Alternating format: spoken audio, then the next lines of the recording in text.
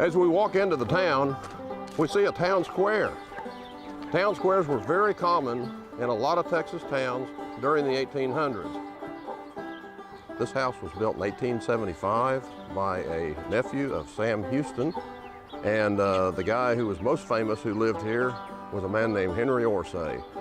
He came to Texas with George Custer after the Civil War.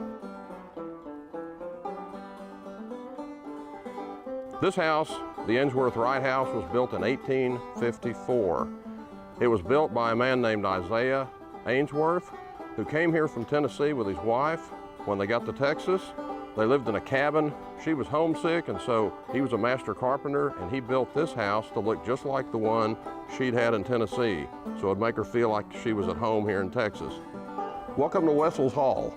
This dance hall was built at the turn of the century, the turn of the last century, around 1900, by two brothers named Wessels.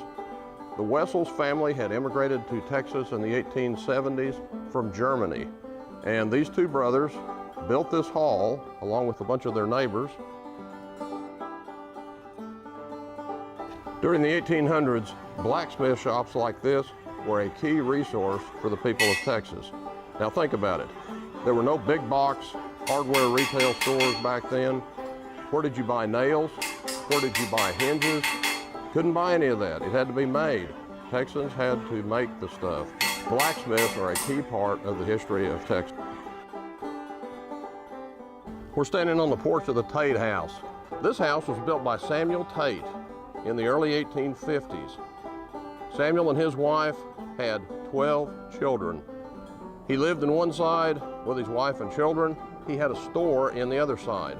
This building was originally in Llano County. The Tates lived out there. He became a well-known postmaster and civic leader in this small town. So like other small towns, this one has a store. General stores like this were the center of trading business in all these small towns across central Texas. And general stores survived clear into the 20th century. They sold an array of things. It's almost like a Target nowadays. Everybody came to the general store when they came to town, generally on weekends. They'd go inside and transact their business, and then they'd come to the porch and sit on the porch and talk politics, talk all kinds of things. A gathering point on the porch. Porches were very important in the 1800s.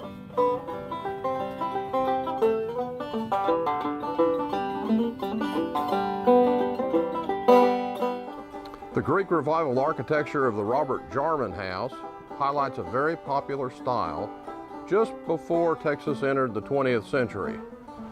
The tall columns, the grand feel of the porches, the wraparound veranda porches. Robert Jarman was a storekeeper. He ran the store at a little place called Sprinkle, which is just not far from Pioneer Farms. Whew! On a Texas summer day, there's nothing better than a covered porch.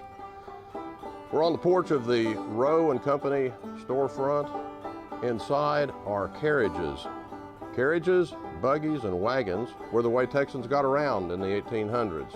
On display here at Pioneer Farms are stagecoaches, there's buggies, there's wagons, and there's the governor's coach called a Victoria coach that dates from the late 1800s. It's here because it was replaced in the early 1900s by a blue Buick.